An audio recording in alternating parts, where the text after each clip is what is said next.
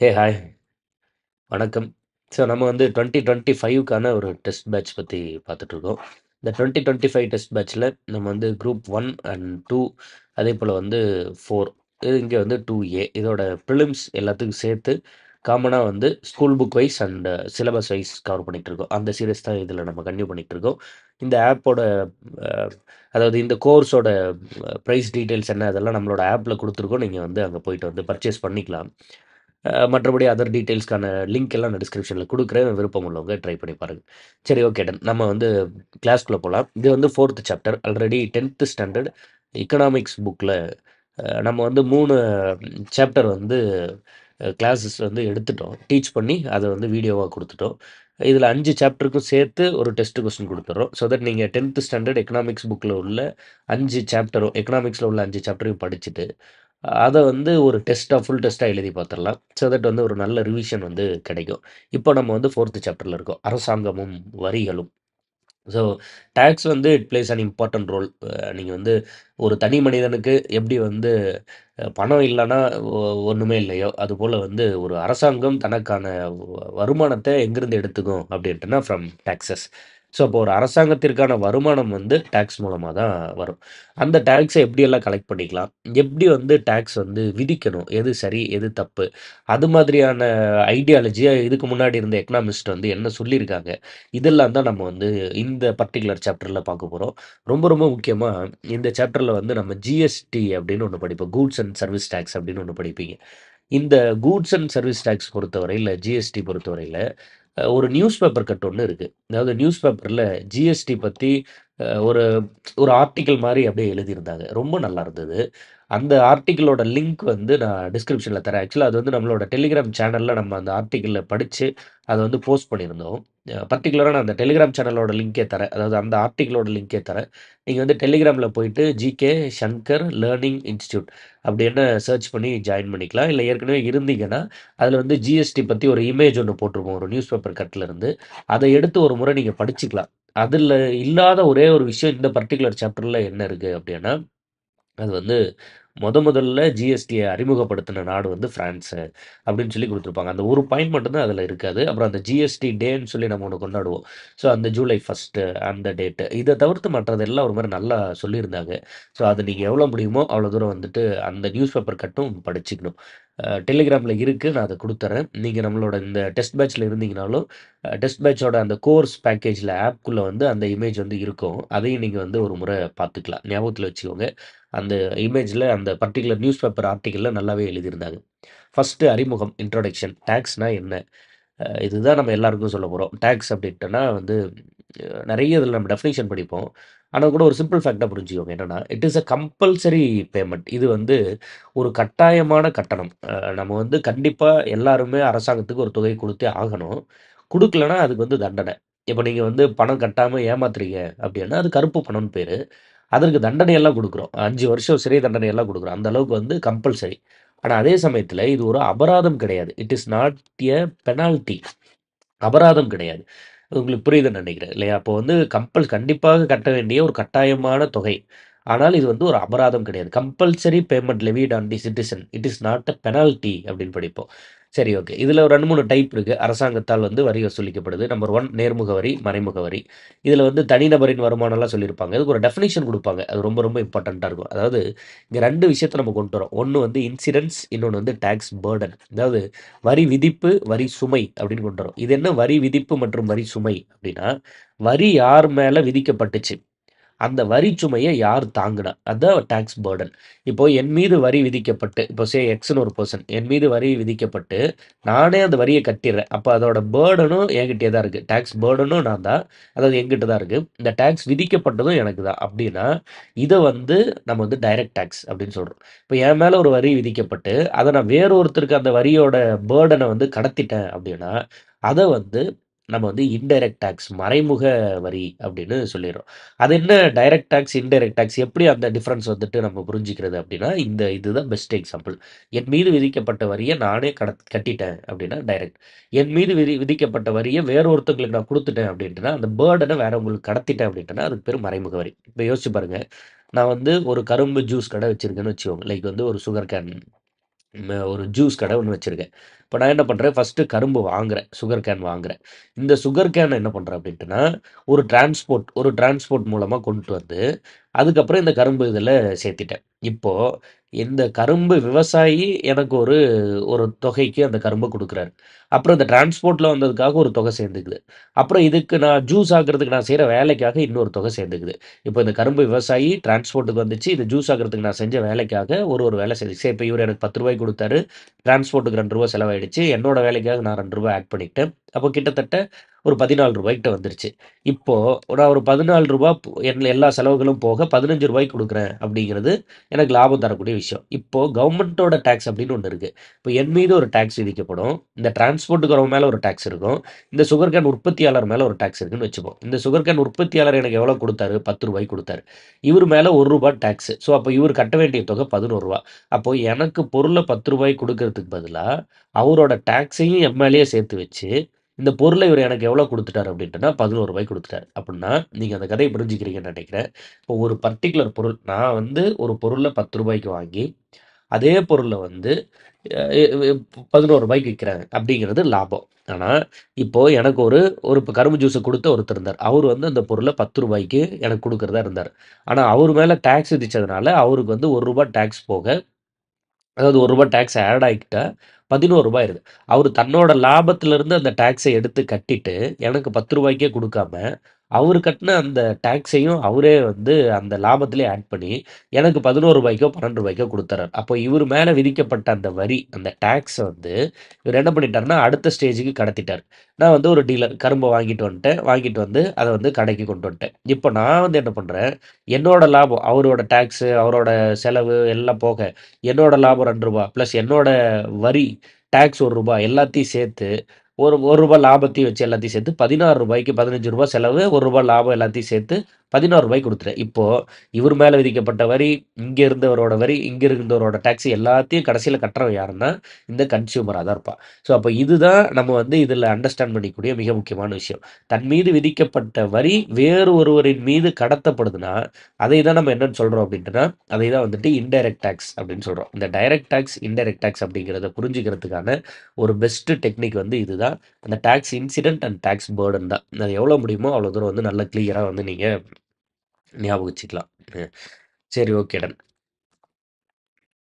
சரி இப்படி ட்ரை பண்ணுவோம்.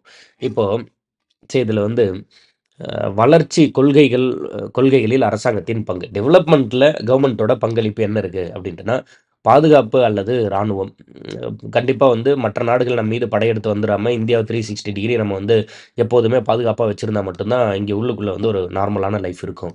அயல்நாட்டு கொள்கை. வெளிநாட்டிலிருந்து வேலைவாய்ப்பு வர்றது, நம்ம நாட்டிலிருந்து வெளிநாட்டுக்கு ஏற்றுமதி பண்றது, வெளிநாட்டில இருக்கக்கூடிய மக்கள் நம்ம நாட்ல வந்து எக்ஸ்போர்ட் பண்றது, வாழ்றது, நம்ம நாட்டிலேருந்து வெளிநாட்டுக்கு போறது, இது எல்லாத்தையும் சரிவர பண்ணணும். அண்ட் அடுத்து வந்து மிக முக்கியமா வந்து தேர்தல் நடத்துறது. அப்பதான் மக்களாட்சி இருக்கும்.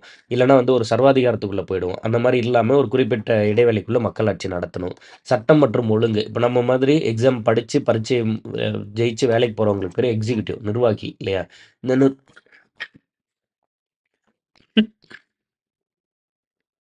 சாரி. இந்த நிர்வாகிகளுக்கு போதுமான அளவு சம்பளம், சேலரி இதெல்லாம் குடுத்திருந்தா தான் என்ன பண்ணியிருக்க முடியும் அப்படின்ட்டுனா, ப்ராப்பரா வேலை செஞ்சிருப்பாங்க. ரொம்ப ஜெனரலான பாயிண்ட்ஸ் தான். அதுல கடந்து போயிடலாம். பொது நிர்வாகம், பப்ளிக் அட்மினிஸ்ட்ரேஷன், பொது பண்டங்கள் வழங்குதல். இதெல்லாம் வந்துட்டு வரியிலிருந்து தான் கவர்ன்மென்ட் பண்ணுது. வருமான பகிர்வு மற்றும் வறுமை ஒழிப்பு. வருமான பகிர்வு அப்படின்ட்டுனா, ரீடிஸ்ட்ரிபியூஷன் ஆஃப் இன்கம் அப்படின்னா ஒண்ணும் இல்ல. பணக்காரன்ட்ட நெறைய வரி போட்டு வாங்கிக்கிறோம். நெறைய பணம் வச்சிருக்கான், ரிச்சா இருக்கான். இவன்கிட்ட நெறைய வரி, டாக்ஸ் போட்டு வாங்கிக்கிறோம். இப்ப இந்த வரிய நம்ம வந்து என்ன பண்ணிடுறோம் அப்படின்ட்டுனா, இல்லாதவங்களுக்கு அல்லது வந்து புவரா இருக்கக்கூடிய, வறுமையில இருக்கக்கூடியவங்களுக்கு வந்து ஸ்கீம்ஸா கொண்டு போய் குடுத்துர்றோம்னு வச்சுக்கோங்க. இப்போ வந்து அ உயர்கல்வி படிக்கக்கூடிய மாணவிகளுக்கு ரூ. 1000 அப்படின்னு சொல்லி ஒரு திட்டம் கொண்டு வரோம்னா, இல்ல வந்து பேருந்தில் பயணிக்கக்கூடிய பெண்களுக்கு இலவசம் கொண்டு வரோம்னா, இந்த மாதிரி வரியிலிருந்து வரக்கூடிய டிஃபரண்ட் ஸ்ட்ரீம்ஸ் ஆஃப் இன்கம் வரக்கூடியது எடுத்து, அத வந்து பாவர்ட்டி அலிவியேஷன் ஸ்கீம்ஸா நம்ம கொண்டு போயிடுறது தான் இதோட கான்செப்ட். புரியுதுன்னு நெனைக்கிறேன். அடுத்து போயிடலாம்.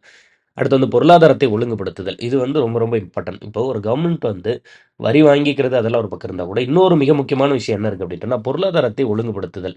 ஒரு பொருளோட விலை வந்து இப்போ ரூ. 10க்கு வித்த ஒரு தக்காளி வந்து ரூ. 1000 போயிடுச்சு. 1 கிலோ தக்காளி ரூ. 10லேருந்து ரூ. 1000 போயிடுச்சுன்னா, இதற்கு பேரு இன்ஃப்ளேஷன் பேரு. பொருள் வந்து கன்னா பின்னான்னு விலை ஏறி போச்சு. இந்த பணவீக்கம், இன்ஃப்ளேஷன ஒழுங்குபடுத்தணும். அந்நிய செலாவணி, வெளிநாட்டிலேருந்து வரக்கூடிய பணம், நம்ம நாட்டிலேருந்து வெளிநாட்டுக்கு போகக்கூடிய பணம். அதேபோல செக்யூரிட்டீஸ், ஷேர் மார்க்கெட்ட வந்து சரிவர கவனிக்கணும். Competition commission of India, CCI அப்படின்னு படிப்போம். காம்படிஷன் கமிஷன் ஆஃப் இந்தியா அப்படிங்கிறவன் என்னன்னா, இப்போ தமிழ்நாட்டுக்குள்ள ஆல்கஹால் வாங்கணும் அப்படின்னா, அந்த ஆல்கஹால் வந்து தமிழ்நாடு கவர்மெண்ட் மட்டும் தான் விப்பாங்க. இதற்கு பேரு மோனோபொலின்னு பேரு. மோனோபொலி அப்படின்ட்டுனா, இந்த பொருள என்ன தவிர்த்து வேற யாருமே விக்க மாட்டாங்க அப்படின்னா, அதுக்கு பேரு மோனோபொலி. அப்ப நான் வச்சது தான் பிரைஸ். நான் குடுக்குறது தான் அந்த பொருளோட விலை அப்படின்னு ஆயிடும். இப்ப இதுவே வந்து நான் வந்து வந்து ஒரு டீ தூள் பாக்கெட் விக்கிறேன்னு வச்சுக்கோங்க. இத வந்து விக்கிறதுக்கு நெறைய நம்பர் ஆஃப் உற்பத்தியாளர்களோ, டீலர்ஸோ இருக்காங்கன்னா, ஆளாளுக்கு ஒரு ஒரு விலை விக்கும்போது, அந்த பொருளோட விலை வந்து காம்படிஷன் காரணமாக பீப்பிளுக்கு சரியான விலைக்கு போய் கிடைக்கிறதுக்கான வாய்ப்பு இருக்கு. ஸோ அத தான் காம்படிஷன் கமிஷன் பார்த்துக்க வேண்டிய வேலையா இருக்கு. And okay. இந்த இடத்துல பிடிஎஸ் பத்தி சொல்லியிருப்பாங்க. இப்போ அப்போ வந்து என்ன பண்ணும், மலிவு விலைக்கு மக்கள் கொண்டு போய் குடுக்கணும். இப்போ நம்ம ஹாஸ்பிட்டல் நடத்துறதுனாலயோ, கல்லூரிகள் நடத்துறதுனாலயோ, பள்ளிக்கூடம் நடத்துறதுனாலயோ, அரசாங்கத்திற்கு வருமானம் இல்ல. ஆனாலும் அதையெல்லாம் நடத்தணும். அதற்கான வருமானம் எங்கேருந்து வரும் அப்படின்ட்டுனா, இந்த மாரி வரியிலிருந்து தான் வரும். டாக்ஸ்ல இருந்து தான் வரும். ஸோ அதுதான் வந்துட்டு ஒரு பக்கம் வந்து இந்த இன்இக்வாலிட்டிய சரி செய்றது. இன்னொரு பக்கம் பாவர்ட்டி அலிவேஷன் புரோகிராம்ஸ் வந்து பண்றது. சரி. இது ஒரு மோஸ்ட் இம்பார்ட்டன்ட்டான கொஸ்டின். வரி அப்படிங்கிற சொல் வந்து வரி விதிப்பு அப்படிங்கிறதுலருந்து வந்துச்சு. Tax is a word formed from taxation அப்படின்னு சொல்லுவோம். டாக்ஸ் அப்படிங்கிற வார்த்தை எதுலேருந்து உருவாச்சு அப்படின்ட்டுனா, டாக்சேஷன் அப்படிங்கிற வார்த்தையிலேருந்து உருவாச்சு. அப்படின்னா என்ன பொருள் அப்படின்னா, எஸ்டிமேட் அப்படின்னா மதிப்பிடுதல் அப்படிங்கிறது தான் அதோட பொருள். இது ஒரு புக் பேக் கொஸ்டின். புக் பேக்லயே இருக்கு இந்த கொஸ்டின். அதனால கம்பல்சரியா படிக்கணும். படிச்சு வச்சுருங்க. சரி, ஓகே டன். அதுக்கு அடுத்ததுல இது ரொம்ப ரொம்ப இம்பார்ட்டன்ட். அதாவது டாக்ஸ் சிஸ்டம் அப்படின்னு சொல்லி ஒண்ணு குடுத்திருப்பாங்க. டாக்ஸ் சிஸ்டம் அப்படிங்கிறது என்னன்னா, ஒவ்வொரு வகையாக அதாவது என்ன சொல்றாங்கன்னா, எப்படி வரி விதிக்கணும்? வரி விதிப்பு கொள்கைகள் எப்படி வரி விதிக்கணும்னு சொல்லி ஒரு ஒரு ரூல்ஸ் இருக்கு. அத வந்து நெறைய எக்கனாமிஸ்ட் வந்து சொல்லியிருப்பாங்க. அந்த விதத்துல திரு ஆடம் ஸ்மித் அவர்கள் வந்து என்ன மாதிரியான ரூல்ஸ குடுத்திருக்காரு அப்படின்னு நம்ம படிக்கிறது தான் இந்த டாக்ஸ் சிஸ்டம். இதுல வந்து இப்படி புரிஞ்சுக்கலாம். அ ஒரு வரி மக்கள் மேல விதிச்சு, மக்கள்ட்ட இருந்து நம்ம வந்து காசு வாங்கணும். இப்போ மக்கள்ட்ட வரி விதிச்சு காசு வாங்குறோம் அப்படிங்கிறத, எப்படி விதிக்கணும், எப்படி விதிக்கக்கூடாது அப்படிங்கிற ரூல்ஸ வந்து இதுல சொல்றாங்க. நெறைய எக்கனாமிஸ்ட் சொல்லியிருக்காங்க. அதுல ஒன் ஆஃப் த பைனியரிங் நபரா நம்ம யார பத்தி படிக்கிறோம் அப்படின்ட்டுனா, ஆடம் ஸ்மித். இத இங்கிலீஷ்ல வந்து வரி விதிப்பு கொள்கைகள், கெனான் ஆஃப் டாக்சேஷன் அப்படின்னு சொல்லுவோம். ஸோ அப்ப என்னென்ன வரி விதிப்பு கொள்கைகள் இருக்கு? நம்பர் 1 ஃபர்ஸ்ட் வந்து சமத்துவ விதி. அப்புட்ன்னா என்ன? அதிக பணம் இருக்கவன்ட்ட அதிக டாக்ஸ் வாங்கிக்கணும். கம்மி பணம் இருக்கவன்ட்ட கம்மி டாக்ஸ் வாங்கிக்கணும். இதுக்கு பேரு தான் கெனான் ஆஃப் ஈக்விட்டி அப்படின்னு படிக்கிறோம். அப்போ வரி விதிப்போட முதல் விதியே என்ன அப்படின்ட்டுனா, சமத்துவ விதி. அப்புட்ன்னா என்ன? எல்லாருக்கும் சமமா வரி விதிக்கிறதா? இல்ல. நெறைய பணம் வச்சிருக்கவன்ட்ட நெறைய வாங்கிக்கணும் கவர்மெண்ட். கொஞ்சமா வச்சிருக்கவன்ட்ட கொஞ்சமா வாங்கிக்கோங்கன்னு சொல்றாய்ங்க. இதுதான் ஃபர்ஸ்ட் ரூல். 2வது உறுதி. உறுதினா என்னன்னா, அடுத்த வருஷம் எனக்கு இவ்வளோ டாக்ஸ் வரும் அப்படின்னு நான் முன்கூட்டியே தெரிஞ்சு, அந்த டாக்ஸ்க்கு என்ன நானே தயார்படுத்திக்கிறது. கேனான் ஆஃப் சர்டைனிட்டி அப்படின்னு சொல்லுவோம். அப்படின்னா நான் முன்கூட்டியே அறிவிக்க வேண்டும். Can calculate how much tax one has to pay in a year. இந்த வருஷம் எனக்கு இவ்வளோ வரி கட்ட வேண்டிய ஒரு தேவை இருக்குன்னு ஒரு ஒரு ஒரு குடிமகனுக்கு முன்னாடியே தெரிஞ்சதுன்னா, அந்த பணத்த கட்டுறதுக்கு அவன் தயாரா இருப்பான். அதற்கு பேரு தான் வந்து உறுதி விதி அப்படின்னு படிக்கிறோம். Canon of certainty. அடுத்து வந்து சிக்கனம் மற்றும் வசதி விதி. Canon of economy and convenience. இது ரொம்ப கரெக்ட்டான ஒரு விஷயமா இருக்கும். அதாவது ஒருத்தனால எப்ப வரி கட்ட முடியுமோ, அப்ப வசூல் பண்ணிக்கணும். நீங்க ஒரு ஒரு எக்ஸாம்பிளா பார்த்தீங்கன்னா, இப்போ உங்களுக்கு வந்து சேலரி கிரெடிட் பண்றாங்க அப்படின்ட்டுனா, சேலரி கிரெடிட் பண்ணும்போதே என்ன பண்ணிருவாங்க அப்படின்ட்டுனா, டாக்ஸ பிடிச்சுக்கிட்டு மீதிய வந்து சேலரியா போட்டுருவாங்க. இப்ப இதுல என்ன சொல்றாங்க அப்படின்ட்டுனா, வரி கட்டக்கூடிய திறன் இருக்கக்கூடிய நேரத்துல அந்த வரிய வசூலிச்சிரணும். அதனால 2 நல்ல விஷயம் நடக்கும். 1 வரியும் ஈஸியா கிடைச்சிரும். இன்னொன்னு வரி வசூலிப்புக்கான செலவு குறையும். அதாவது வரி வசூலிக்கும் செலவை குறைக்கிறது. இப்போ வரி வசூலிக்கிறதுக்குன்னு நம்ம வந்து அதுக்கு தனியா ஆள போட்டு, அத போய் தேடி, தொரத்தி அந்த மாரி வாங்காம, எப்போ அவனால கட்ட முடியுமோ, அந்த டைம்லயே அவன்ட்டருந்து வரிய வாங்கிருங்க அப்படின்னு சொல்றாங்க. ஸோ அப்போ சிக்கனம் மற்றும் வசதி விதி. Canon of economy and convenience. அதுக்கு அடுத்ததுல உற்பத்தி திறன் மற்றும் நெகிழ்ச்சி வரி அப்படின்னு படிக்கிறோம். அதாவது canon of productivity and elasticity. இந்த புரொடக்டிவிட்டி அண்ட் எலாஸ்டிசிட்டி அப்படிங்கிறது ரொம்ப ஈஸி தான். நல்லாவே அத புரிஞ்சுக்கலாம். அதாவது என்னன்னா, இத இங்க குடுத்துருப்போம். Few tax more revenue instead of lots of taxes. அப்படின்னா நெறைய சின்ன சின்ன விஷயங்களுக்கு நெறைய வரி போட்டு ஒரு ஒரு ரூபாயா கலெக்ட் பண்ணாம, நெறைய வருமானத்த தரக்கூடிய பெரிய வரிகள போட்டு, நெறைய வருமானத்த அரசாங்கம் வந்து சம்பாரிச்சிரணும் அப்படின்னு ஒரு ரூல்ஸ் குடுக்குறாங்க. அதுக்கு பேரு கெனான் ஆஃப் எலாஸ்டிசிட்டின்னு சொல்றாங்க. அப்படின்னா என்னன்னா, இந்த பாயிண்ட்ல கிளியரா குடுத்துருவோம். மக்கள் வருமானம் அதிகரித்தால், தானாகவே அதிக வரி வருவாயை செலுத்தும் வகையில் வரி அமைப்பு வடிவமைக்கப்பட வேண்டும். அப்போ பீப்பிளோட ரெவென்யூ அதிகரிக்க அதிகரிக்க பீப்பிளுக்கு வந்து எப்போ வந்து ரெவென்யூ அதிகரிக்குதோ, அந்த ரெவென்யூ அதிகரிக்க அதிகரிக்க அவன் வந்து அதிக டாக்ஸ் கட்டுற மாதிரியான ஒரு சிஸ்டம நம்ம கிரியேட் பண்ணணும். அதுக்கு பதிலா சின்ன சின்னதா எல்லா பொருட்களுக்கும் வரி போட்டு வாங்கக்கூடாது அப்படின்னு சொல்றாங்க. ஸோ இப்ப இந்த வரி விதிப்பு வந்து மோஸ்ட் சென்சிட்டிவான ஒரு டாபிக் இது. இப்ப இந்த பர்ட்டிகுலர் டைம் 2025 ஜான்வரில இருக்கும். அந்த டைம்ல டாக்ஸேஷன் பத்தி பேசுறோம். சரி, ஓகே. இதெல்லாம் கெனான்ஸ் விச் இஸ் வந்து வரி விதிப்பு எப்படி பண்ணணும் அப்படிங்கிற சில ரூல்ஸ். சரி, முன்னாடி இந்த இடத்துல ஒரு பாயிண்ட் படிச்சிருந்தோம். எனது வரி அப்படிங்கிறது வரி விதிப்பு அப்படிங்கிற சொல்லிலிருந்து வந்தது. அப்படின்னா மதிப்பீடு எஸ்டிமேட்னு அர்த்தம் அப்படின்னு இந்த இடத்துல ஒண்ணு படிச்சிருந்தோம். அதோட கன்டினியூட்டி பார்க்கலாம். வரி விதிப்பு முறை நல அரசு என்ற கருத்தை மையமாக கொண்டு செயல்படுகிறது. அப்படின்னா என்ன? Welfare state. நாட்டுக்கு நல்லது பண்றோம். அவ்வளோதான். இது வந்து ரொம்ப ரொம்ப இம்பார்ட்டன்ட். இதை நான் முதல்லன்னு சொல்லிட்டே இருந்து இந்த சாப்டர் ஃபுல்லா அந்த பாயிண்ட்டை திரும்ப திரும்ப படிச்சுட்டே இருப்போம். வரிகள் என்பது எந்தவித எதிர்பார்ப்பும் இன்றி நேரடியாக அரசாங்கத்திற்கு செலுத்துகின்ற கட்டாய பணம். ஸோ அப்போ எந்த ஒரு எதிர்பார்ப்பும் இன்றி without zero expectations without expectation அல்லது டைரக்ட் பெனிஃபிட் இங்கே எழுதியிருப்போம். Without expectation or direct return or benefit, எந்த ஒரு எதிர்பார்ப்புமே இல்லாமல் கவர்மெண்ட்டுக்கு செலுத்தக்கூடிய ஒரு கட்டாய தொகை கம்பல்சரி பேமெண்ட்டாக இருக்குது அப்படின்னு படிக்கிறோம். இதை தான் வந்து பேராசிரியர் செலிக்மேன் அவர்கள் சொல்லியிருக்காரு. Professor Seligman, SELIGMAN, professor Seligman வந்து இதை தான் சொல்கிறாரு. என்ன சொல்கிறாரு அப்படின்னா, கட்டாயமாக செலுத்தணும். எந்த விதமான டைரக்ட் பெனிஃபிட் ஆர் எனி ஒரு எந்த ஒரு எக்ஸ்பெக்டேஷனுமே இல்லாமல் கவர்மெண்ட்டுக்கு செலுத்தணும் அப்படின்னு வரையறுக்கிறார். சரி, ஓகே. இதுக்குள்ளே அடுத்தது பார்த்துடலாம். வரிகள் ஏன் விதிக்கப்படுகிறது? நம்ம ஏற்கனவே சொல்லியிருந்தோம். வரிகள் விதிக்கப்படுறதுக்கான காரணம் அப்பதான் மக்கள பார்த்துக்க முடியும். தனிநபருக்கு வருமானம் எப்படி தேவையோ, அதுபோல ஒரு அரசுக்கான வருமானம் வந்து இந்த வரிகள் தான். வரலாற்று காலத்திலிருந்து அரசுகள் வந்து வரி விதிப்பின் மூலம் பெற்ற நிதியிலிருந்து பல செயல்களை நிறைவேற்றுகின்றன. உள்கட்டமைப்பு, ரோடு போடுறது, ரயில்வேஸ் போடுறது, லைட்டு, பல்பு, தெருவுல இருக்கக்கூடிய மரம், செடி, கொடி எல்லாத்தையும் மெயின்டெயின் பண்றது, எல்லா இன்ஃப்ராஸ்ட்ரக்சருக்கும் இந்த வரி தான் காரணம். போக்குவரத்து, சுகாதாரம், பொது பாதுகாப்பு, கல்வி, உடல் நலம், இராணுவம், அறிவியல் ஆராய்ச்சி, கலாச்சாரம், கலைகள், பொதுப் பணிகள், பப்ளிக் ஒர்க்கு, பொது காப்பீடு, இன்சூரன்ஸ் மற்றும் அரசாங்க செயல்பாடுகள் எல்லாத்துக்குமே இந்த வரி தான். வரிகளை உயர்த்துவதற்கான அரசாங்கத்தின் திறன் ஃபிஸ்கல் பாலிசி அப்படின்னு சொல்றோம். ஃபிஸ்கல் கெப்பாசிட்டி அப்படின்னு பேரு. இந்த ஃபிஸ்கல் அப்படிங்கிற வார்த்தையை நல்லா நீங்க புரிஞ்சு வச்சுக்கணும். கேள்வி கேட்டுக்கிட்டே இருப்பாங்க. மானிட்டரி பாலிசி, ஃபிஸ்கல் பாலிசி அப்படின்னு 2 விஷயம் படிப்போம். ஃபிஸ்கல் அப்படின்னாவே கவர்மெண்ட்டோட திறன், கவர்மெண்ட்டோட கெப்பாசிட்டி. எதுக்கு? வரிய உயர்த்துறதுக்கான திறன் பேரு ஃபிஸ்கல் பாலிசி. மானிட்டரி அப்படின்னு வந்ததுன்னா, இது வந்து ஆர்பிஐயோட வேலை. ஆர்பிஐ வந்து வட்டி, இங்க வந்து வரி இல்லையா? ஆர்பிஐ பத்தி படிக்கும்போது நம்ம படிக்கிறது என்ன அப்படின்ட்டுனா வட்டி, இன்ட்ரெஸ்ட். இங்க படிக்கிறது என்ன? வரி.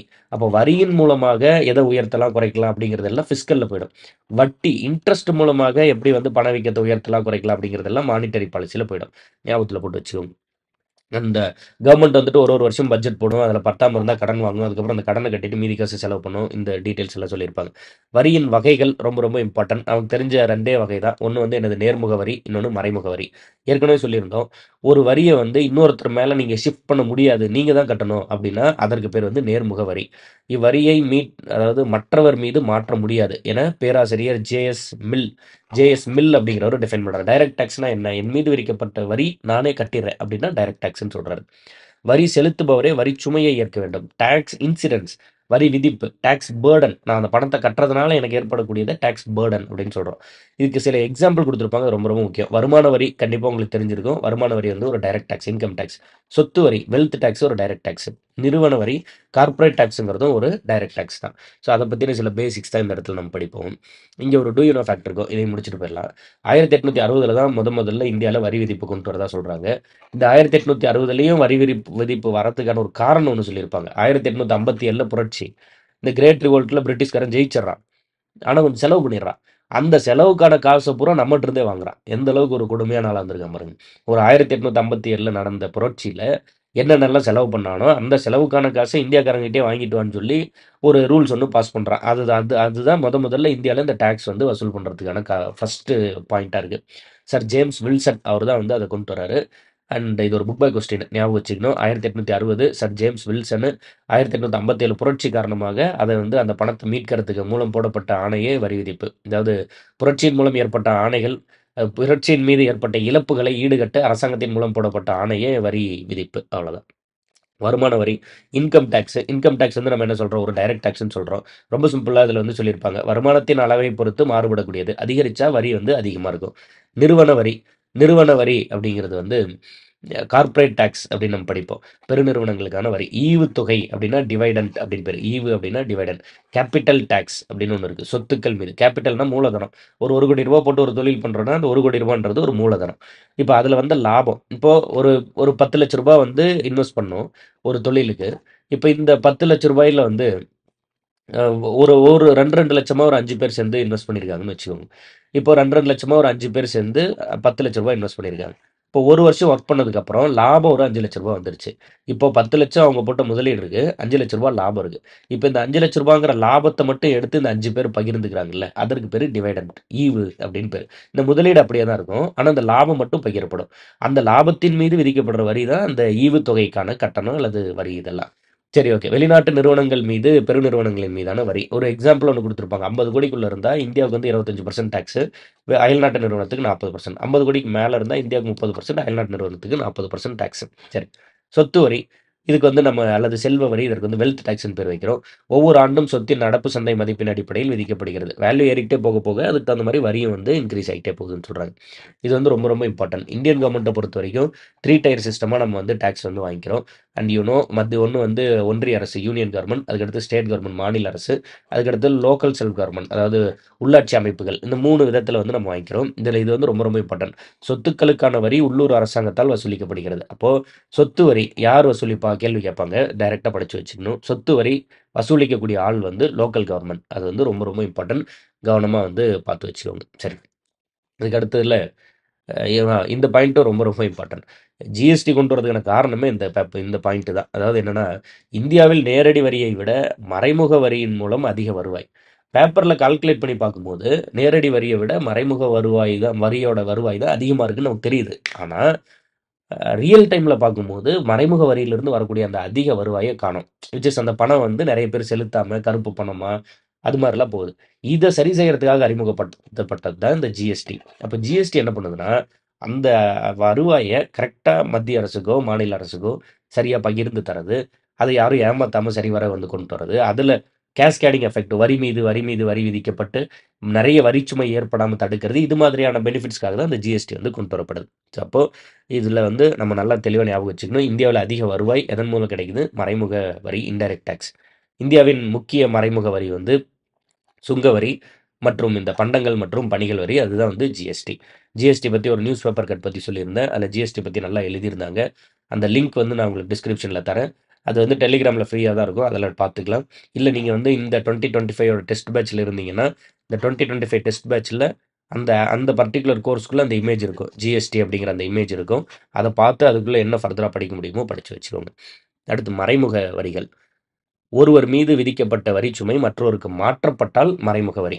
அதாவது நான் ஒரு பொருள் வாங்குறேன். அந்த பொருள் வந்து ரூ. 10. அந்த பொருள் மீது விதிக்கப்பட்ட வரி ரூ. 1. இப்போ அந்த பொருள் வந்து எனக்கு ரூ. 10க்கு தான் வித்திருக்கணும். இந்த வரிய அவரே கட்டியிருக்கணும். அப்படி பண்ணாம இந்த வரியும் சேர்த்து ரூ. 11 என்கிட்ட வித்துட்டாய்ங்க. நான் வாங்கி என்ன பண்ணிட்டேன், ரூ. 11 என் மீது விதிக்கப்பட்ட வரி ரூ. 1. அப்போ ரூ. 12 நான் என்ன பண்ணிட்டேன், அடுத்தவங்ககிட்ட குடுத்துட்டேன். அப்போ அடுத்து ஒரு கன்சியூமர் வராரு. அவரு அந்த பொருள ரூ. 13 குடுத்து வாங்குறாரு. அப்போ இந்த வரி எல்லாமே அடுத்தடுத்த நபர்களுக்கு கடத்தப்பட்டு, கடைசியா யாரோ ஒருத்தர் கட்டி தான் ஆகணும். ஆனாலும் அது அவர் மேல விதிக்கப்பட்ட வரி இல்ல. அப்படி மாறி போயிட்டே இருந்தா, அதைத்தான் நம்ம வந்து இன்டைரக்ட் டாக்ஸ் அப்படின்னு சொல்றோம். செலுத்துபவர் வரி சுமையை சுமப்பவர். சுமப்பவர் அல்லர். அதாவது அந்த வரியை செலுத்துபவர் வந்து வரிச்சுமையை சுமப்பவர் அல்லர். அவரோட பர்டன் கிடையாது. ஆனா அவரு வந்து செலுத்துறாரு. எக்ஸாம்பிள் ரொம்ப ரொம்ப இம்பார்ட்டன்ட். முத்திரை தாள் வரி, ஸ்டாம்ப் டியூட்டி, அதேபோல வந்து பொழுதுபோக்கு வரி, சுங்கத் தீர்வை எக்சைஸ் டியூட்டி, பண்டங்கள் மற்றும் பணிகள் ஜிஎஸ்டி. இதெல்லாம் வந்து சில முக்கியமான எக்ஸாம்பிள். முத்திரை தாள் வரி பார்க்குறோம். இந்த ஸ்டாம்ப் டியூட்டி வந்து திருமணம் அல்லது வந்து ஏதாவது புதுசா ஒரு லேண்ட் ரெஜிஸ்டர் பண்றது மாரி ரெஜிஸ்ட்ரேஷன் அப்போ போறது தான் முத்திரை தாள் வரி. பொழுதுபோக்கு உங்களுக்கு தெரியும். சினிமா மட்டும் இல்ல. இப்ப ஏதாவது ஒரு ஒரு கிரிக்கெட் மேட்ச் நடக்குது. ஒரு பூங்கால, பொருட்காட்சியில, விளையாட்டு அரங்கம், விளையாட்டு நிகழ்ச்சி, இல்ல ஏதாவது ஒரு செமினார் இது மாரி ஏதாவது இருந்தாலும் அது எல்லாமே இந்த பொழுதுபோக்கு வரியில வந்துரும். அண்ட் சுங்கத்தீர்வை. இது வந்து அதாவது இங்க இந்த இடத்துல சொல்லியிருப்போம். Duty on manufactured goods levied at the moment of manufacture rather than at sale. அதாவது ஒரு பொருள் உற்பத்தி ஆகும்போது விதிக்கப்பட்ட வரி. அது வந்து சேல்ஸ் அப்ப விதிக்கப்பட்ட வரி இல்ல. அதை தான் நம்ம வந்து இந்த சுங்கத்தீர்வை கலால் அப்படின்னு சொல்லிடுறோம். அதாவது இப்ப வந்து வந்து ஒரு பேனா தயாரிக்கிறோம்னா, தயாரிக்கும்போது விதிக்கப்பட்ட வரி. சேல்ஸ் அப்ப அதாவது விதிக்கப்பட்ட வரி இல்ல. அதை தான் வந்து நம்ம இந்த கலால் அப்படின்னு சொல்லிடுறோம். Exercise duty. அண்ட் அடுத்தது வந்துட்டு ஜிஎஸ்டி பற்றி ஏற்கனவே சொல்லியிருந்தோம். ஜிஎஸ்டி வந்து மார்ச் 29, 2017 அன்னைக்கு பாராளுமன்றத்தில் அறிமுகப்படுத்தப்படுது. மசோதா அமலுக்கு வந்தது எப்போன்னா ஜூலை 1. அதனால ஜிஎஸ்டி டே நம்ம என்னைக்கு கொண்டாடுறோம்னா ஜூலை 1, 2017. இதற்கு ஒரு மோட்டோ இருக்கு ஜிஎஸ்டிக்கு. என்னது? One nation, one market, one tax. One nation, one market, one tax. ஒரு நாடு, ஒரு அங்காடி, ஒரு வரி. இது வந்து தெளிவாக ஞாபகம் வச்சுக்கணும். ஒன் நேஷன், ஒன் டேக்ஸ் அப்படின்னு கொடுத்து சரியா தப்பான்னு கேட்பாங்க. சரின்னு எழுதிடுவீங்க. குறுக்க ஒன் மார்க்கெட்னு ஒன்று இருக்குது, அது மறந்து போயிடுவீங்க. அது வந்து தெளிவாக பார்த்து வச்சோம், பார்க்க ஈஸியாக தெரியும், சொதப்பிடக்கூடாது. அண்ட் ஜிஎஸ்டி முதல்ல அமலுக்கு வந்ததுனால ஜூலை 1 நம்ம என்னென்னு கொண்டாடுறோம்னா ஜிஎஸ்டி டே. இதில் ரொம்ப இம்பார்ட்டண்ட்டான இன்னொரு ஃபேக்ட் இருக்கும், அதையும் வந்து நம்ம பார்த்துக்கலாம். அது முதல்ல ஜிஎஸ்டி வந்து அறிமுகப்படுத்தின நாடு 1954. அது வந்து என்னதுங்க? ஃப்ரான்ஸ். அப்போது ஜிஎஸ்டி முதல்ல ஃப்ரான்ஸில் 1954 அறிமுகமாகுது. ஜிஎஸ்டி தினம் என்னைக்கு? ஜூலை 1. அது இல்லாமல் ஜிஎஸ்டி ரிலேட்டடாக சில இம்பார்ட்டன்ட் ஃபேக்ட்ஸை வந்து இந்த நியூஸ் பேப்பர் கட்டில் படிக்க சொல்லியிருந்தேன். இந்த சாப்டருக்கு அந்த நியூஸ் பேப்பர் கட் ரொம்ப ரொம்ப இம்பார்ட்டன்ட். அண்ட் ஜிஎஸ்டி பற்றி சில இம்பார்ட்டன்ஸ் கொடுத்துருப்பாங்க. 3 ஜிஎஸ்டி இருக்குது. SGST, CGST, IGST. நீங்கள் ஒரு புரிதலாக இப்படி ஞாபகம் வச்சுக்கோங்க. இப்போ ஜிஎஸ்டி வந்து ஒரு 18% வாங்குறாங்கன்னா அதில் வந்து 9% மத்திய அரசுக்கு போயிடும், 9% மாநில அரசுக்கு வந்துடும். இப்போ 2 மாநிலம் சம்மந்தப்பட்டிருக்குன்னு வச்சுக்கோங்க. இப்போ கேரளா, தமிழ்நாடு 2 சம்மந்தப்பட்டிருக்கு. கேரளா இருந்து ஒரு பொருளை வாங்கிட்டு வந்து தமிழ்நாட்டில் விற்கிறோம் அப்படின்னா யார் கன்சியூமரோ, யார் அந்த பொருளை வாங்கினாங்களோ அவங்க தான் வரி கட்டியிருப்பாங்க இல்லையா? யார் பொருளை வாங்கினாங்களோ அவங்க தான் வரி கட்டியிருப்பாங்க. அந்த வரியை கட்டினவங்களோட தான் அந்த வரி பகிரப்படும். அப்படின்னா என்னன்னா, இப்போ வரி கட்டணம் எந்த மாநிலத்துக்காரன்? தமிழ்நாட்டுக்காரன். இப்போ பொருள் எங்கேருந்து வாங்கிட்டு வந்தோம்? கேரளாலேருந்து வாங்கிட்டு வந்தோம். இந்த ட்ரேடை பார்த்தது எது? Indian government. இந்தியன் கவர்மெண்ட்னால தானே நம்ம இங்கேருந்து இங்கே மூவ் பண்ண முடியுது. அப்போது இங்கேருந்து ஒரு 18% வட்டி, அதாவது வரி வருதுன்னு வச்சுக்கோங்க, டேக்ஸ் வருது. அந்த வரி நேராக யாருக்கு போயிடும்? இந்தியன் கவர்மெண்ட் போயிடும். அப்புறம் 9% இந்தியன் கவர்மெண்ட்டுக்கு, 9% தமிழ்நாட்டுக்கு வந்துடும். ஏன்னா ஜிஎஸ்டி பொறுத்த வரைக்கும் இது ஒரு கன்சியூமர் பேஸ்டு டேக்ஸ். யார் பொருளோட நுகர்வோரோ அவங்கள்ட்ட அதோட பெனிஃபிட்ஸ் வந்து பகிர்ந்துக்கப்படும். சரி, ஓகே. இப்போ எஸ்ஜிஎஸ்டிக்கு சில எக்ஸாம்பிள் சொல்லியிருக்காங்க. வேட்டு, சேல்ஸ் டேக்ஸ் விற்பனை வரி, கொள்முதல் வரி பர்ச்சேஸு, பொழுதுபோக்கு என்டர்டைன்மெண்ட்டு, ஆடம்பரம் லக்ஸரி டேக்ஸு, பரிசு சீட்டு கிஃப்ட் அல்லது லாட்ரி, அதே போல் மாநில கூடுதல் ஸ்டேட் சர்சார்ஜ். இந்த சர்சார்ஜ் அண்ட் செஸ் அப்படின்னா என்னென்னா வந்து உங்களுக்கு இப்போ எக்ஸ்பிளைன் பண்ணுறேன். சிலபஸ் பேஸ்டாக எக்கனாமி எக்ஸ்பிளைன் பண்ணியிருப்போம், அதில் சொல்கிறேன். இப்போதைக்கு நீங்கள் சிம்பிளாக புரிஞ்சு வச்சுக்கலாம். இப்போ 100 ரூபாய்க்கு நீங்கள் வந்து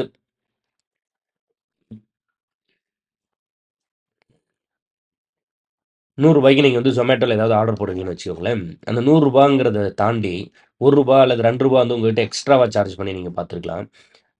ஏழை குழந்தைகளின் உணவு, படிப்பு, இது மாதிரி ஏதாவது ஒரு ஸ்பெஷல் ரீசன் சொல்லி உங்ககிட்ட ஒன்றா ரூ. 1, ரூ. 2 எக்ஸ்ட்ரா வாங்கியிருக்கலாம். அந்த மாதிரி வாங்கக்கூடிய ரூ. 1, ரூ. 2 பேர் தான் இந்த சர்சார்ஜ் அல்லது செஸ். அதில் எது சர்சார்ஜ், எது செஸ், எது எதற்காக விதிக்கப்படுது, அதெல்லாம் தான் நம்ம படிக்கணும். பர்டிகுலராக செஸ், சர்சார்ஜ் அப்படிங்கும்போது இன்னும் கொஞ்சம் அதிகமாக போகும்போது அதை வந்து விதிப்போம். நான் எக்ஸ்பிளைன் பண்ணுறேன். அதை இங்கே போட்டு நம்ம டம்ப் பண்ண வேண்டாம். இப்போதைக்கு மாநிலத்தோட சர்சார்ஜ் அப்படிங்கிறது மட்டும் புரிஞ்சு வச்சுக்கோங்க. சிலபஸ் பேஸ்ட் எக்கனாமிக்ஸ் கிளாஸ் எடுத்திருப்போம், அதில் வந்து இந்த டீட்டெயில்ஸ் எல்லாம் இருக்கும். சரி, ஓகே டன்.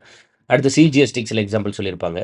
மத்திய சுங்கத்தீர்வை, சேவை வரி, ஈடு செய் வரி. ஈடு செய்னா கவுண்டர் வெயிலிங் டியூட்டி. வேற ஒரு நாட்டில இருந்து ஒருத்தன் பொருள், அது இப்போ ஸ்டாண்டர்ட் பட்டாசுக்கு பதிலாக நம்ம ஊர் தமிழ்நாடு பட்டாசுக்கு பதிலாக சீனாக்காரன் நிறைய பட்டாசு தயாரிச்சுட்டு வந்து இந்தியாவில் டம்ப் பண்ணுறான்னு வைங்க.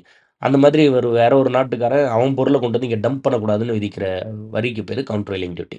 கூடுதல் ஆயத்தீர்வை, இது வந்து அடிஷ்னல் கஸ்டம்ஸு, கூடுதல் கட்டணம், இதுதான் வந்து சர்சார்ஜ்.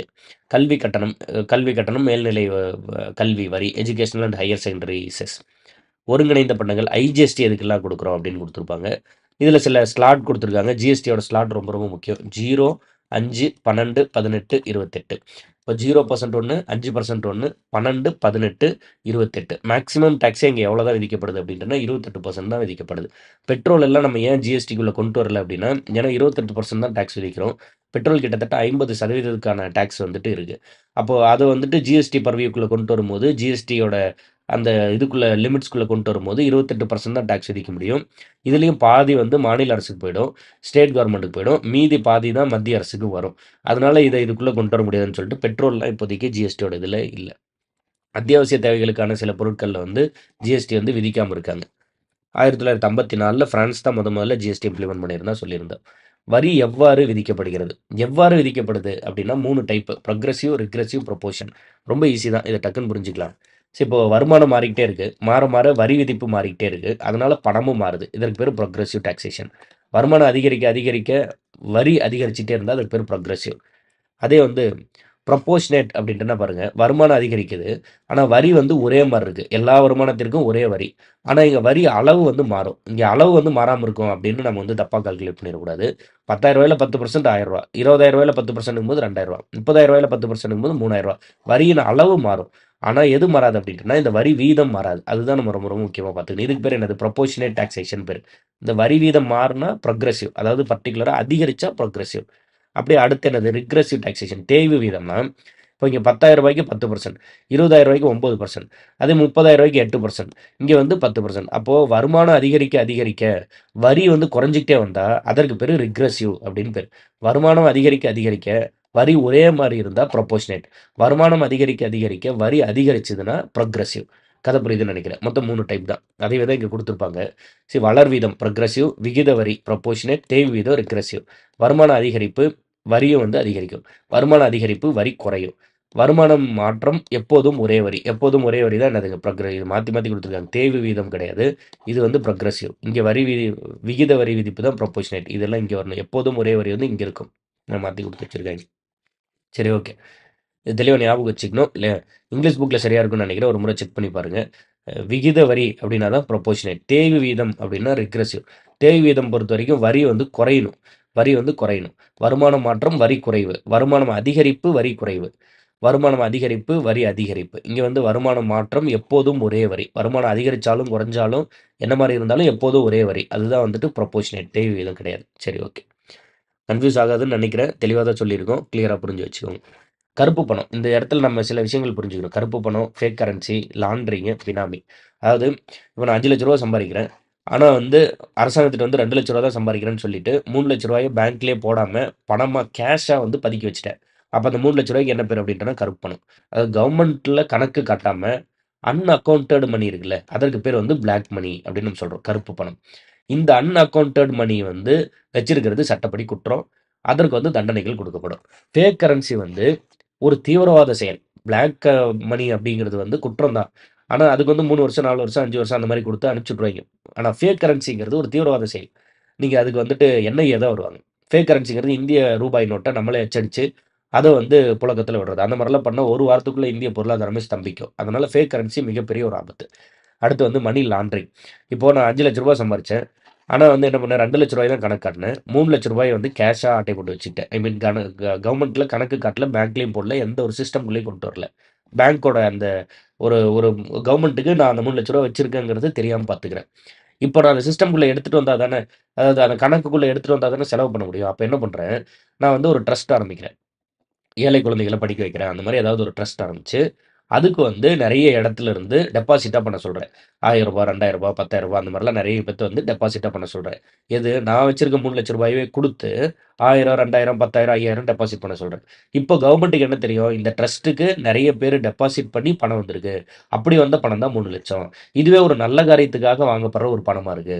அதனால இந்த பணத்தின் மீது நம்ம வந்து வரி விதிக்க வேண்டாம் அப்படின்னு கவர்மெண்ட் விட்டுரும். அப்ப நான் ட்ரஸ்ட் மூலமா வந்து ஒரு ரூ. 10,000 நல்லது பண்ணிட்டு, மீதி ரூ. 2,90,000 அப்படியே ஆட்டை போட்டு அந்த சிஸ்டம்குள்ள எடுத்துட்டு வந்துர்றேன். இந்த மாதிரி அந்த கருப்பு பணத்த வெள்ளையா மாத்துறேன்ல, இதற்கு பேரு லாண்ட்ரிங் அப்படின்னு பேரு.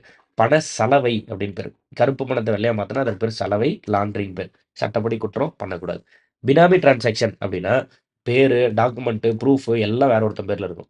ஆனா அந்த பணம் இன்னொருத்தன் தான் இருக்கும். அப்ப இன்னொருத்தரோட அட்ரஸ் ப்ரூஃப், ஐடி ப்ரூஃப் எல்லாம் வச்சு வேற ஒருத்தரோட பணத்த அவர் மேல வந்து நம்ம டெபாசிட் பண்றது, அல்லது அவர் வாங்குனதா காட்டுறது அந்த மாரிலாம் பண்ணா பினாமி டிரான்சாக்ஷன். எல்லாமே சட்டப்படி குற்றம். சரி, ஓகே. கருப்பு பணம் வந்து செலுத்தப்படாத வரி பணம். அதுதான் வந்துட்டு கருப்பு பணம்னு சொல்றோம். இப்போ இது ரிலேட்டடா ஒரு சில டீட்டெயில்ஸ் சொல்லியிருப்பாங்க. அன்அக்கவுண்டட் மணின்னு இதற்கு பேரு. கணக்கிடப்படாத பணம் அப்படின்னு பேரு இந்த கருப்பு பணம். கருப்பு பணத்திற்கான காரணங்கள் என்ன அப்படின்ட்டுனா, பண்டங்கள் பற்றாக்குறை, உரிமம் பெறும் முறை, தொழில் துறையின் பங்கு, கடத்தல், வரியின் அமைப்பு, shortage of goods, licensing, contribution of industrial sector, smuggling, tax structure. இதெல்லாம் வந்துட்டு கருப்பு பணத்திற்கான சில காரணமா இருக்கு. கருப்பு பணம்னா என்னன்னு புரிஞ்சுக்கணும். கவர்மெண்ட் கணக்கு காட்டாம வச்சுட்டு இருக்க பணம், கவர்மெண்ட்டுக்கு டாக்ஸ் கட்டாம இருக்கணும் அப்படிங்கிறதுக்காக கணக்கு காட்டாம வச்சுட்டு இருக்க பணம் வந்து கருப்பு பணம். அடுத்த இதில வந்து வரி ஏய்ப்பு, எவேஷன் அப்படின்னு படிக்கிறோம். டாக்ஸ் பொறுத்தவரைக்கும் 2 வார்த்தை இருக்கு. ஒண்ணு வந்து எவேஷன், இன்னொன்னு வந்து எக்சம்ப்ஷன். இப்ப இந்த பர்ட்டிகுலர் பொருளுக்கு நீங்க வரி கட்ட வேண்டாம் அப்படின்னு கவர்மெண்ட்டா சொல்லிட்டா அதற்கு பேர் எக்செப்ஷன். இது சட்டப்படி குற்றம் இல்ல. ஏன்னா கவர்மெண்ட்டே அதற்கு வரி இப்போ பால் பொருட்களுக்கு கத்திரிக்காய், தக்காளி, வெண்டைக்காய்லாம் கொண்டு போய் விக்கும்போது வரி வேண்டான்னு சொல்லுது அப்படின்னா எக்சம்ப்ஷன். இப்போ ஒரு சில பொருட்களுக்கு வரி கட்டாம நம்ம ஏமாத்துறோம் அப்படின்னா வரி ஏய்ப்பு. ஸோ அப்போ ஏய்ப்பு, எவேஷன் அப்படிங்கிறது சட்டப்படி குற்றம். எக்செப்ஷனுங்கிறது கவர்மெண்ட்டா குடுக்கக்கூடியது. அதனால இது சட்டப்படி குற்றம் இல்ல. அப்போ சட்டவிரோதமாக வரி செலுத்தாமல் இருப்பது வரி ஏய்ப்பு. புரிஞ்சுக்கிறீங்கன்றீங்க. வருமானத்தை குறைத்து மதிப்பிடுதல், அண்டர் ரிப்போர்ட். விலக்குகள் அல்லது செலவுகளை உயர்த்துவது. மறைக்கப்பட்ட பணம், ஹைடிங் மனி. கடந்த கால அதாவது கடல் கடந்த கணக்குகளில் விவரங்களை மறைத்தல். ஆஃப்ஷோர் அக்கவுண்ட்ல கொண்டு போய் வச்சுக்கிறது. வேற ஒரு நாட்ல, வேற ஒரு பேர்ல, வேற ஒரு அக்கவுண்ட்ல வச்சுக்கிட்டா, அதெல்லாம் ஆஃப்ஷோர் அக்கவுண்ட்ன்னு பேரு. இதெல்லாம் வரி ஏய்ப்பு. அடுத்து வரி ஏய்ப்பும் அபராதமும். அதிகபட்சம் 5 ஆண்டுகள் வரை சிறை. கடுமையான குற்றச்சாட்டுகள் இது மாரிலாம் ஏதாவது இருந்ததுன்னா, இன்னும் கடுமையான தண்டனைகள் வந்து குடுக்கறதுக்கான வாய்ப்புகளா இருக்கு. டிஃபெண்டன்ட் அது யார் வந்து குற்றவாளியோ அல்லது அதற்கு ஆதாரம் அது சப்போர்ட் பண்ணி வாதாடக்கூடியவங்களுக்கு வந்து, அந்த காஸ்ட் ஆஃப் ப்ராசிக்யூஷன் அந்த வழக்கு விசாரணைக்கான செலவுகள செலுத்த சொல்லி சொல்லுவாங்க. அதேபோல தீவிரத்தன்மையை பொறுத்து கடுமையானதாக இன்னும் கூட சொல்லலாம். இன்னும் கூட அதிகமான தண்டனைகள் குடுக்கலாம் அப்படின்னு சொல்றாங்க. அடுத்து வரியும் முன்னேற்றமும் டாக்ஸ் அண்ட் டெவலப்மென்ட். இது ரொம்ப ரொம்ப முக்கியம். ஒரு சிம்பிள் ஃபேக்ட் தான். ஒரு கதை மாரி தான் இருக்கும். டக்குன்னு கேட்டுருங்க. அடுத்து முடிச்சிடலாம். வளங்களை திரட்டுதல். Resource mobilisation. இப்போ கவர்மெண்ட்ட போதுமான அளவு வரி இருந்தா தான், அந்த ரிசோர்ஸஸ் எல்லாத்தையும் அதுக்கு ஏத்த மாதிரி வந்து அது மொபைலைஸ் பண்ணிக்க முடியும். இப்போ வெஸ்ட் பெங்கால்ல நெறைய இரும்பு இருக்கு. தமிழ்நாட்டுல, சேலத்துல வந்து பாக்சைட் அப்படின்னு ஒரு ஊர் இருக்கு. ஸோ அது வந்துட்டு எது எங்க போகணும், எங்க வரணும், இந்த மாதிரியான ரிசோர்ஸஸ சரிப்படுத்துறது. அரிசி, கோதுமை, பருப்பு எல்லாத்துக்குமே பொருந்தும். வருமான ஏற்றத்தாழ்வுகளை குறைத்தல். நம்ம சொல்லியிருந்தோம், அதிகம் சம்பாதிக்கிறவன்ட்ட அதிக பணம் வாங்கிக்கிறோம். இல்லையா? அப்போ ரிச் அதிகமா வந்து டாக்ஸ் கட்டுறான். இந்த டாக்ஸ் கட்டி அவன்ட்டருந்து வந்த அந்த அதிக பணத்த வச்சு அ வறுமையில இருக்கக்கூடிய மக்களுக்கான நலத்திட்டங்கள நம்ம வந்துட்டு பண்றோம். ஸோ இந்த வேலைய செய்யறது தான் நம்ம வந்து என்ன சொல்றோம் அப்படின்ட்டுன்னா, இந்த டாக்ஸோட மிக முக்கியமான பங்கு, விச் இஸ் கவர்ன்மென்ட்டோட மிக முக்கியமான பங்கு. அடுத்து சமூக நலன். சமூக நலன்னா நம்ம சொல்லியிருந்தோம். இப்போ பள்ளிக்கூடத்துக்கு போகக்கூடிய குழந்தைகளுக்கு வந்து பள்ளிக்கூடத்துக்கு போகக்கூடிய குழந்தைகளுக்கு வந்து பஸ் பாஸ் வந்து இலவசம். இப்ப அந்த மாரி பஸ் பாஸ் இலவசமா குடுக்கணும்னா, அதுக்கான பணம் எங்கிருந்து வருது? இந்த வரி, இந்த டாக்ஸ் மூலமா தான் வருது. இப்ப இதன் மூலம் என்ன நடக்குது? ஒரு சமூக முன்னேற்றம் நடக்குது. சோசியல் வெல்ஃபேர் நடக்குது. இது மாரியான விஷயத்துக்கு யூஸ் ஆகுது. அந்நிய செலாவணி. நம்ம ஊர்ல இருந்து வெளிநாட்டுக்கு பணம் போறது, அங்கிருந்து இங்க வர்றது, இதெல்லாம் சரி பண்றது. ஏற்றுமதிய வந்து அதிகரிக்கிறது, இறக்குமதிய குறைக்கிறது, இந்த மாரி வேலைக்கு. வட்டார முன்னேற்றம், ரீஜினல் டெவலப்மென்ட். இப்போ ஒரு பர்ட்டிகுலர் ஊர்ல கொண்டு போய் நம்ம வந்து ஒரு தொழில்துறையோ, ஒரு இண்டஸ்ட்ரியல் ஒரு ஷிப்காட் மாதிரியான இல்ல ஏதாவது ஒரு ஒரு இண்டஸ்ட்ரியல் பேஸ் எஸ்டாப்ளிஷ் பண்றோம்னா, அது வரி தானே, அந்த பணம் தானே. அப்ப அதன் மூலமா வந்து அந்த ரீஜன் வந்து டெவலப் ஆகுறது. பணவீக்கத்தை கட்டுப்படுத்துதல் ரொம்ப ரொம்ப முக்கியம். நம்ம ஏற்கனவே சொல்லியிருந்தோம். இப்போ ஒரு தக்காளி வந்து 1 கிலோ ரூ. 10 1 கிலோ ரூ. 1000 போயிடுச்சுன்னா, அது வந்து பணவீக்கம், இன்ஃப்ளேஷன் அப்படின்னு சொல்றோம். இந்த இன்ஃப்ளேஷன கட்டுப்படுத்தணும். எப்படி கட்டுப்படுத்துவாங்கன்னா, இப்போ ஒரு கிலோ தக்காளி ரூ. 500 சொல்லி கவர்மெண்ட் வந்து விக்கும். நஷ்டத்துக்கு தான் விக்கும். அப்ப இந்த நஷ்டத்த எப்படி பேர் பண்ணிப்பாங்க அப்படின்ட்டுனா, அந்த வரியின் மூலம் வரக்கூடிய லாபத்த வச்சு பேர் பண்ணிப்பாங்க. ஸோ அப்போ ஒரு ஒரு பணவீக்கம் ஏற்பட்டு ஒரு பொருள் வந்து பயங்கரமான விலைக்கு போனாலும் அத வந்து சமாளிப்பாங்க. அதனால வந்து விவசாயிகள் பாதிக்கப்பட்டால் அவங்களுக்கு ஆதரவா போய் இப்ப எம்எஸ்பி அந்த மாரி கொண்டு போய் குடுக்கணும். இதெல்லாம் கவர்மெண்ட் வந்து பணவீக்கத்த கட்டுப்படுத்த பண்ணக்கூடிய பணம். வரிக்கும் பேமெண்ட் கட்டணத்திற்கும் உள்ள டிஃபரன்ஸ்ன்னு குடுத்திருப்பாங்க. ரொம்ப சிம்பிள் தான். வரி வந்து ஒரு கட்டாயமானது, கம்பல்சரி. இது வந்து ஒரு சர்வீஸ் அல்லது ஏதாவது ஒரு பொருள வாங்குறதுக்கு நீங்க குடுக்கக்கூடிய பணம். இது வந்து கட்டாயம். திரும்ப அதே தான். இது வந்து தன்னார்வமாக, வாலண்டரி. அதேபோல இது வந்து பீனலைஸ்ட் கட்டலைன்னா குற்றம். தண்டனை குடுத்துருவாங்க. புடிச்சு ஜெயில்ல போட்டுருவாங்க. இது வந்து கட்டணும் அப்படிங்கிற தேவை கிடையாது. அதேபோல அடுத்து வந்து சில உதாரணங்கள் குடுத்துருப்பாங்க. வருமான வரி, அன்பளிப்பு கிஃப்ட், சொத்து வரி வெல்த் டாக்ஸ், மதிப்பு கூட்டு வரி வேட், அதேபோல ஜிஎஸ்டி எல்லாமே சேர்த்துக்கலாம். பேமெண்ட் கட்டணம் அப்படிங்கிறதுக்கு முத்திரை கட்டணம் வரி இல்ல. இது புக்ல தப்பா இருக்கு. முத்திரை கட்டணம். ஓட்டுநர் உரிமத்திற்கான கட்டணம். அரசாங்க பதிவு கட்டணம். இப்ப நம்ம ரயில்வேல போறோம். ட்ரெயின்ல போகும்போது டிக்கெட் எடுத்து போறீங்க. அந்த டிக்கெட் வந்து ஒரு சர்வீஸ்க்காக நீங்க கட்டுன ஒரு பேமெண்ட். அது வந்து டாக்ஸ்ல வராது. அதான் இதுல சொல்ல வர்றது. இப்ப நீங்க ஒரு கல்லூரி அரசு கல்லூரியில போய் படிக்கிறீங்க. அதற்கு ஃபீஸ் கட்டுறீங்க. அது வந்து டாக்ஸ்ல வராது. அதெல்லாம் பேமெண்ட். டாக்ஸ் வேற, பேமெண்ட் வேற. அவ்வளோதான். இப்ப இதே போல அடுத்து வந்து புக் பேக் கொஸ்டின். டக்கு டக்குன்னு முடிச்சிடலாம். ரொம்ப ஈஸி தான். 3 நிலை கவர்மெண்ட் என்னென்ன இருக்கு அப்படின்ட்டுன்னா, அதாவது ஒன்றிய அரசு, மையம்லாம் இல்ல. ஒன்றிய அரசு, மாநில அரசு, அதுக்கப்புறம் உள்ளாட்சி. அதுக்கடுத்து இந்தியாவில் உள்ள வரிகள் 2 நேர்முக வரி, மறைமுக வரி. வளர்ச்சி கொள்கையில் அரசாங்கத்தின் பங்கு. டெவலப்மெண்ட்ல கவர்மெண்ட் என்னென்ன பண்ணுது? எல்லாமே பண்ணுது. பாதுகாப்பு கொடுக்குது, வெளிநாட்டு கொள்கை, பொருளாதாரத்தை கட்டுப்படுத்துதல், எல்லா வேலையும் செய்யுது. இந்தியாவில் தனிநபர்களின் மேல் விதிக்கப்படும் வரி வந்து வருமான வரி. சர்வீஸ் தனிநபர் மேல இல்ல. கலால் எக்சைஸ் டியூட்டி. மத்திய விற்பனை வரியும் தனிநபர் மேல இல்ல. இந்த 4வது கொஸ்டினுக்கான பதில் இன்கம் டாக்ஸ் வருமான வரி. 5 ஒரே நாடு, ஒரே மாதிரியான வரி என்பதை எந்த வரி உறுதிப்படுத்துகிறது? ஜிஎஸ்டி. சொல்லியிருந்தோம். ஒன் நேஷன், ஒன் மார்க்கெட், அதுக்கப்புறம் ஒன் டாக்ஸ். ஞாபகம் வச்சுக்கணும் இல்லையா? அடுத்து வந்து இந்தியாவில் வருமான வரி சட்டம் 1860. 1857ல ஒரு புரட்சி நடக்குது. அந்த புரட்சியில ஏற்பட்ட செலவை ஈக்குவல் பண்றதுக்காக நம்மட்ட காசு வாங்கிட்டாங்கன்னு பார்த்திருந்தோம். இதுல ஒரு ஆங்கிலேயர் பேர் ஒண்ணு குடுத்திருப்பாங்க. இது கொண்டு வந்தவர் யாருன்னு சொல்லிட்டு. அந்த பேர வந்து நீங்க வந்து இவ்வளோ தூரம் பார்த்துருந்தீங்க அப்படின்றத கமெண்ட் பண்ணுங்க. ஸோ தட் நீங்க இவ்வளோ தூரம் பார்த்துருக்கீங்க அப்படின்னு நான் தெரிஞ்சுப்பேன். சரி ஓகே. அடுத்ததுல சொத்து உரிமையிலிருந்து பெறப்பட்ட நன்மைகளுக்கு டேஷ் வரி என. அதாவது சொத்து உரிமையிலிருந்து பெறப்பட்ட சொத்து வரி அவ்வளோதான். அடுத்ததுல வந்து கருப்பு பணத்திற்கு காரணங்கள் என எல்லாமே தான். பண்டங்கள், பற்றாக்குறை, கடத்தல் மேற்கூறிய அனைத்தும். வரி அப்படிங்கிறது மாநிலங்களின் பொருளாதார வளர்ச்சிக்காக அரசாங்கத்தால் விதிக்கப்படுகிறது. வரி என்ற சொல் வரி விதிப்பு, டாக்ஸேஷன் அப்படிங்கிறதுலேருந்து வந்துச்சு. அதுக்கு என்ன பொருள்னு கொடுத்துருந்தோம்? எஸ்டிமேட். நேரடி வரியில் வரியின் சுமையை மற்றவர்களுக்கு மாற்ற முடியாது. பதில் என்ன? நேரடி. பண்டங்கள் மற்றும் பணிகள் வரி, அதாவது ஜிஎஸ்டி தான் அப்படி சொல்கிறாங்க.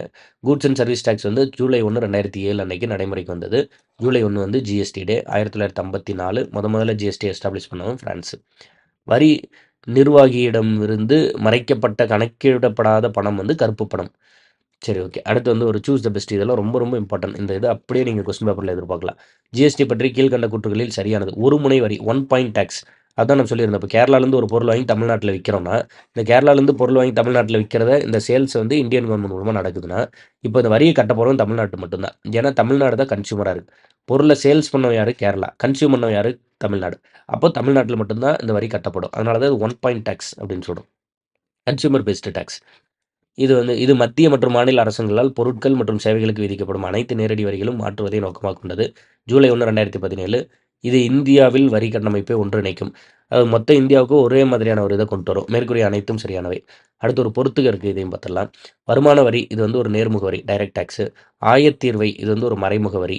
அதே போல் வேட் அப்படின்னா வேல்யூ ஆடட் டேக்ஸ், மதிப்பு கூட்டு வரி. ஜிஎஸ்டி அப்படிங்கிறது ஜூலை 1 2017. கருப்பு பணம் அப்படிங்கிறது கடத்துதல், ஸ்மக்லிங் மூலமாக ஜென்ரேட் ஆகுதுன்னு சொல்லி நிறைய காரணம் சொல்லியிருந்தோம். அதில் ஒன் ஆஃப் த ரீசன் வந்து ஸ்மக்லிங். அதுக்கப்புறம் 2 மார்க்கு 5 மார்க் இதெல்லாம் இருக்கும். நீங்கள் வந்து மெயின்ஸுக்கு ப்ராக்டிஸ் பண்ணுறீங்கன்னா அதையும் கூட எடுத்து ட்ரை பண்ணி பாருங்கள். அப்படின்னா என்னன்னு சொல்லி சும்மா ஒரு ஒரு இது வந்து பண்ணுங்கள். அதே போல் இந்த எக்கனாமிக்ஸ் வந்து இன்னும் என்ன இன்டெப்த்தாக படிச்சிக்கணும் அப்படின்னா எங்கே படிக்கிறது, என்ன சோர்ஸ் புக்கு? இப்போ நான் வந்து குரூப் 1 ஸ்டாண்டர்டில் படிக்கிறேன், அல்லது வந்து குரூப் 2லேயே மெயின் ஸ்டாண்டர்டில் படிக்கிறேன், எனக்கு வந்து இன்னும் கொஞ்சம் இன்டெப்த்தாக நல்லா எக்கனாமிக்ஸை புரிஞ்சிக்கணும் அப்படின்னு நினச்சிங்கன்னா ஒரு சாப்டருக்கு பின்னாடி ஒரு ரெஃபரன்ஸ் கொடுத்துருப்பாங்க. அதுதான் வந்து நீங்கள் அந்த அந்த புத்தகத்தை தான் வாங்கி படிக்கணும். நிதியியல் பொருளாதாரம், சங்கரன் அவர் எழுதியிருக்கார். பொது நிதியியல், ஹெச்எல் பாட்டியா. வரி விதிப்பு, வரி சட்டங்களும், டி சிவகுமார். இந்திய பொது நிதியில் பிரச்சனைகள், டி.கே. ஸ்ரீவஸ்தவா. உலக வங்கி அறிக்கை, வேர்ல்டு பேங்க் ரிப்போர்ட் 2018. தமிழ் புக்கில் ஒரு ரெஃபரன்ஸ், இங்கிலீஷ் புக்கில் ஒரு ரெஃபரன்ஸ் கொடுத்துருந்தாங்க. அதனால் இங்கிலீஷ் புக்கில் இருந்த ரெஃபரன்ஸ் எடுத்துகிட்டு வந்திருந்தேன். Gaurav Aglani, role of taxation in developing country in India. Doctor V K. Sudha Nayak, NAYAK. P B. Tyagi and doctor H Girija, public finance. So இந்த புத்தகம்லாம் இங்கிலீஷ் வெர்ஷனில் கொடுத்துருந்த சில ரெஃபரன்ஸு. இதெல்லாம் எடுத்து ஒரு முறைக்கு 2 முறை படித்து பாருங்கள். அதுக்கு அடுத்து வந்து சாப்டர் 5. இது ரொம்ப ரொம்ப இம்பார்ட்டண்டான சாப்டர். தமிழ்நாட்டில் தொழில்துறை, இண்டஸ்ட்ரியல் டெவலப்மெண்ட் பற்றி மெயின்ஸ் எல்லாம் படிக்கும்போது இந்த 5வது சாப்டர் அப்படியே மனப்பாடம் பண்ணிட்டு போகணும். அந்த அளவுக்கு இந்த சாப்டர் ரொம்ப ரொம்ப இம்பார்ட்டன்ட்டு. படிக்கலாம். எவ்வளோ முடியுமோ அவ்வளோ தூரம் வந்து நம்ம படித்து வச்சுக்கலாம். 4 சாப்டர் முடிச்சிட்டோம். நீங்கள் வந்து இந்த டெஸ்ட் பேட்ச் ரிலேட்டடாக டீட்டெயில்ஸ் வேணும் அப்படின்ட்டுனா இந்த இடத்துல வந்து கொடுத்துருக்கோம். நான் அதையும் ஒரு முறை எக்ஸ்பிளைன் பண்ணிக்கிறேன். அவ்வளோதான், கிளாஸ் முடிஞ்சு. டெஸ்ட் பேட்ச் டீட்டெயில்ஸ் தெரிஞ்சுக்கிறவங்க மட்டும் இருங்க, அது என்னன்னு பார்த்துட்டு போயிடுங்க.